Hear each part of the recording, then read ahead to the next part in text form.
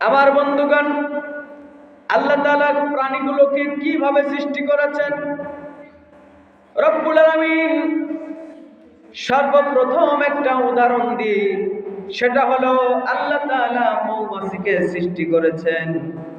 রব্বুল আলামিন সূরা নাহলের 68-69 নম্বর আয়াতের মধ্যে ঘোষণা করছেন, وَأَوْحَى رَبُّكَ إِلَى النَّحْلِ أَنِ اتَّخِذِ مِنَ الْجِبَالِ بُيُوتًا وَمِنَ الشَّجَرِ وَمِمَّا يَعْرِشُونَ।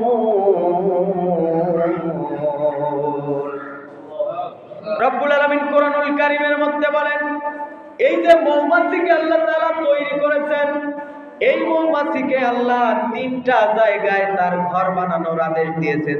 জোরে বলেন, কয়টা জায়গা? এক নাম্বার ঘর বানানোর জায়গায় দিয়েছেন রব্বুল আলামিন বলতেছেন মিনাল জিবালি, পাহাড়ের উপর ঘর বানাবে। কোন জায়গায়? পাহাড়ের উপর ঘর বানাবে। দুই নম্বরে আল্লাহ বলতেছেন বুয়ুতান, মানুষেরা যে ঘর বানায়, এই ঘরের তোমরা বাসা বানাবে, ঘর বানাবে। আর তিন নাম্বার হলো অমিনাশ শাজারি, এবং গাছের উপর তোমরা ঘর বানাবে। এক নাম্বার বললেন জিবালি, পাহাড়ের উপরে। দুই নাম্বার হচ্ছে মানুষের ঘরের উপরে। আর তিন নাম্বার হচ্ছে মিনাশ শাজারি, আল্লাহ বলতেছেন গাছের উপরে। এই তিনটা জায়গা ছাড়া মৌমাছিকে আল্লাহ ঘর বানাতে নিষেধ করেছেন। এটা ওহী করে দিয়েছেন মৌমাছিকে আল্লাহ তাআলা। সুবহানাল্লাহ। আজও পর্যন্ত আপনি খুঁজে পাবেন না যে মৌমাছি পাহাড়ের ওপর, মানুষের ঘরে এবং গাছের উপর এই তিনটা জায়গা ছাড়া ঘর বানাইছে, এমন প্রমাণ কেউ দেখাতে পারবেন না। মৌমাছি হুকুম মানে কার? আইন মানে কার? বিধান মানে কার? আল্লাহ বিধান দিয়েছেন, ওহী করেছেন, মৌমাছি তুমি এই তিনটা জায়গা ছাড়া ঘর বানাবে না। এই তিনটা জায়গা ছাড়া মৌমাছি কখনো ঘর বানাই নাই। সুবহানাল্লাহ বলেন। আমার বন্ধুগণ, এরপরে আল্লাহ পাক রব্বুল আলামিন তাদেরকে যে ঘর বানাতে বললেন, তারা কেমন ইঞ্জিনিয়ার, আল্লাহ তাআলা তাদেরকে কেমন জ্ঞান দিয়েছেন। এত সুন্দর করে কোন ইঞ্জিনিয়ার লাগে না, তাদের কোন রকম গবেষণা লাগে না। আল্লাহ তাআলা তাদেরকে কেমন জ্ঞান দিয়েছেন, মজবুত করে একটা ঘর তারা তৈরি করে ফেলে। সুবহানাল্লাহ। এদেরকে আল্লাহ কেন বানালেন? এরা কিন্তু আল্লাহর তাসবিহ জপে, আল্লাহর ইবাদত করে। কিভাবে করে? আল্লাহ তাআলা তাদেরকে অর্ডার করলেন, মৌমাছিরে তোমাদেরকে সৃষ্টি করেছি আমার বান্দাদের জন্য। কাদের জন্য? মানুষের জন্য। মানুষেরা যদি আল্লাহর গোলাম হয়ে যায়, এই দুনিয়ার সমস্ত মাখলুক মানুষের গোলাম হয়ে যাবে। সুবহানাল্লাহ। আমার বন্ধুগণ, আল্লাহ কি আদেশ করলেন?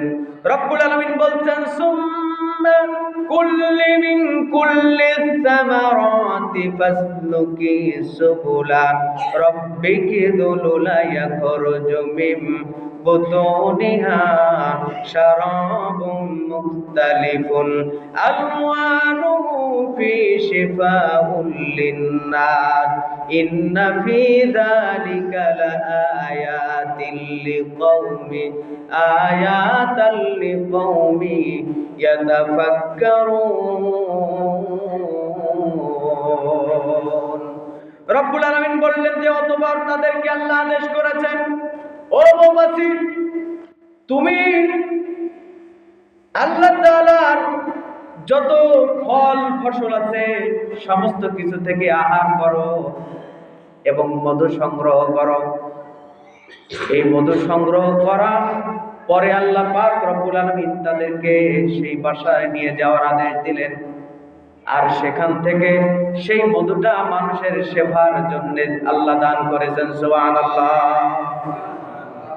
আমার বন্ধুগণ, বিজ্ঞানীরা গবেষণা করে দেখেছে, একটা মৌমাছি মাত্র 10 থেকে 12 দিন হায়াত পায়। কতদিন? 10 থেকে 12 দিনের হায়াত পায়।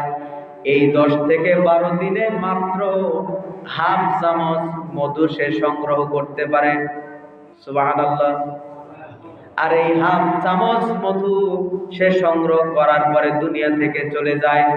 এই হুকুম হচ্ছে আল্লাহর। সে যদি চিন্তা করতো যে না, আল্লাহর হুকুম না মেনে এই 10-12 দিন অন্য কিছু করব, আমার বন্ধুগণ, কিন্তু না না না, এই কাজ সে করে না। এই 10 থেকে 12 দিন হায়াত পাওয়ার পরে একটি মুহূর্ত, একটা সময় সে বসে থাকে না। আল্লাহ তাআলার অর্ডারে আল্লাহর বান্দাদের জন্য 24 ঘন্টাই মধু সংগ্রহের কাজে ব্যস্ত থাকে। সুবহানাল্লাহ। আমার বন্ধুগণ, এই মধুগুলো এই মৌমাছিরা কিভাবে সংগ্রহ করে আবার এবং কিভাবে প্রসেস করে, প্রস্তুত করে। এই যে ঘরটা তারা বানালো, তাদের ঘরে আবার দারোয়ান থাকে। কি থাকে? দারোয়ান থাকে। আর এই দারোয়ান যাওয়ার সময় যে যতগুলি মৌমাছি প্রবেশ করবে, দারোয়ান চেক করে যে কারো পায়ের ওপর পায়ে মাটি আছে নাকি। সুবহানাল্লাহ বলেন। কারো পায়ে কোনো ময়লা মাটি আছে নাকি মৌমাছি চেক করে, দারোয়ান চেক। কেন? এই যে ময়লা মাটি নিয়ে সে যদি প্রবেশ করে, মধুর ওপর লেগে যেতে পারে। আর আল্লাহ পাক রব্বুল আলামিন চান না তার বান্দাদেরকে হারাম খাওয়াবেন। সুবহানাল্লাহ বলেন। আল্লাহ তাআলা তার বান্দাদেরকে হালাল খাওয়াতে চান। কোনো খারাপ কোনো কিছু ময়লা মাটি যেন বান্দাদের পেটে না যায়, এই কারণে এই সুন্দর ব্যবস্থা করেছেন। সুবহানাল্লাহ বলেন। আমার বন্ধুগণ, এই যে আল্লাহ পাক রব্বুল আলামিন এত সুন্দর ব্যবস্থা করলেন, এই মৌমাছিরা তাদেরকে আল্লাহ তাআলা 4টি ডানা দিয়েছে। জোরে বলেন কয়টি? 4টি ডানা। সেকেন্ডের মধ্যে তারা 200 বার নাড়ায়। কতবার? সেকেন্ডের মধ্যে 200 বার নাড়ায়। আর মিনিটের মধ্যে 12,000 বার এই ডানাগুলো নাড়ায়। সুবহানাল্লাহ। আর এই ডানাগুলো নাড়ায়া নাড়ায়া গোটা দুনিয়ায় তারা ভ্রমণ করে। আমার বন্ধুগণ, কখনো কি দেখেছেন, কখনো কি এরকম শুনেছেন যে মৌমাছি পথ ভুল করে অন্য কোথাও গিয়েছে? আল্লাহ তাআলা তখন তাকে এমন জ্ঞান দান করেছে যে সে যদি মাইলের পর মাইল এক দেশ ছেড়ে অন্য দেশেও চলে যায়, কিন্তু ও পথ ভুলে কখনো তার বাসা ছেড়ে অন্য কোথাও যায় না। সুবহানাল্লাহ। যত দূরে যাক না কেন, আল্লাহ তাআলা তাকে সেই ক্ষমতা দিয়েছে, সে আবার তার নিজের বাসাতেই ফিরে আসে। সুবহানাল্লাহ। আমার বন্ধুগণ, এই মৌমাছিকে আল্লাহ তাআলা যে শক্তি দিয়েছেন, এই একটা মৌমাছি, রানী মৌমাছি এই বাসার মধ্যে থাকে। রানী মৌমাছি হচ্ছে সবচেয়ে বড় মৌমাছি। এই মৌমাছি আল্লাহ তাআলার অর্ডারে 12,000 ডিম পাড়ে। সুবহানাল্লাহ। আল্লাহ তাআলার অর্ডারে 12,000 ডিম পাড়ে। আমার বন্ধুগণ, এইভাবে আল্লাহ তাআলা মৌমাছিকে বানিয়েছেন। এই যে মধু তারা সংগ্রহ করে, কোনো কিছু যদি তাদেরকে আঘাত করে বা মধু ছিনিয়ে নেওয়ার চেষ্টা করে, তারা কি ছেড়ে দেয়? তারা কিন্তু এমনিতে আপনাকে কিছুই বলবে না। কিন্তু যদি আঘাত করে, তারা এই মধুকে বাঁচানোর জন্য আল্লাহর বান্দাদের জন্য তৈরি করেছে, যার কারণে আল্লাহর হুকুম অমান্য হয়ে যেতে পারে। এই কারণে যে ব্যক্তি বাধা দিয়েছে, যে প্রাণী বাধা দিয়েছে, তার উপর অ্যাকশন নেয়। সুবহানাল্লাহ বলে। এই প্রাণীকে আল্লাহ এমন ভাবে বানাইছেন, একবার শ্রীলঙ্কা সাউথ আফ্রিকার যে খেলা হলো, সেই খেলাতে এই মৌমাছি যখন ছড়িয়ে ছিটিয়ে পড়লো, তখন কিন্তু 1 ঘন্টার জন্য খেলা বন্ধ ছিল। এটা তারা সরাইতে সক্ষম হতে পারেনি। সম্মানিত উপস্থিতি, তারপরে যখন আস্তে করে তারা এক সময় বিদায় নিল, তখনই তারা খেলা খেলতে পেরেছে। সম্মানিত উপস্থিতি, এমন ভাবে আল্লাহ তাআলা তৈরি করেছেন। শুধু মৌমাছি নয়, আল্লাহ তাআলা এমন অনেক প্রাণীকে আল্লাহ তাআলা তৈরি করেছেন, তারা আল্লাহর ইবাদত করে। তাদেরকে আল্লাহ এক এক রকম ভাবে তৈরি করেছেন। আমার বন্ধুগণ, আপনি যদি কুকুরের চিন্তাই করেন, দেখেন কুকুরকে আল্লাহ পাক রব্বুল আলামিন কেমন ভাবে তৈরি করেছেন। কুকুর, এই কুকুরটা যদি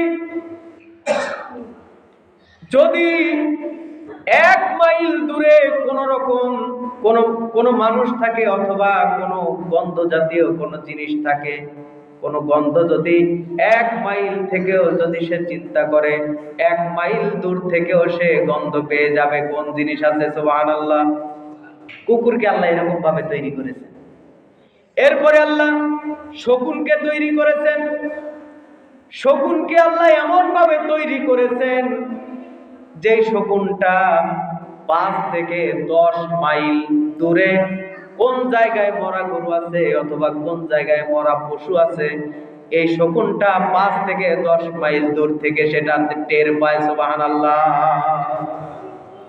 আল্লাহ তাআলা কত সুন্দর করে প্রাণীগুলোকে সৃষ্টি করেছে। সম্মানিত উপস্থিতি, এই যে মৌমাছির কথা বললাম, এই মৌমাছি আল্লাহ এমন ভাবে তৈরি করেছেন যে কথাটা বাদ পড়ে গিয়েছে। হাফ চামচ মধু সে 10 থেকে 12 দিন হায়াত পেয়ে তৈরি করে, আর এই হাফ চামচ মধু যদি তাকে দেওয়া হয় তার খাবার হিসেবে, সে গোটা দুনিয়া ভ্রমণ করবে, আর কোনো খাদ্যের প্রয়োজন হবে না। সুবহানাল্লাহ। আমার বন্ধুগণ, আল্লাহ পাক রব্বুল আলামিন প্রত্যেকটা প্রাণীকে এইরকম ভাবে সৃষ্টি করেছেন। আর প্রত্যেকটা প্রাণী সালাতাহু ওয়া তাসবিহাহু, আল্লাহ বলতেছেন সূরা নূরের 41 নম্বর আয়াতে, আল্লাহ বলতেছেন তাদেরকে এমন ভাবে তৈরি করেছে আর আমি আমার তাসবিহ তারা জপে, আমার নামাজ তারা আদায় করে, মানুষ তোমরা তা জানো না।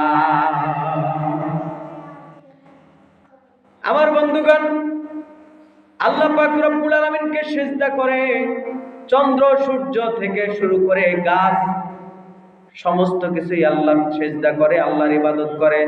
আল্লাহ তাআলা সূরা আর রহমানের মধ্যে বলছেন ওয়ান নাজমু ওয়াশ-শাজারু ইয়াসজুদান। সুবহানাল্লাহ।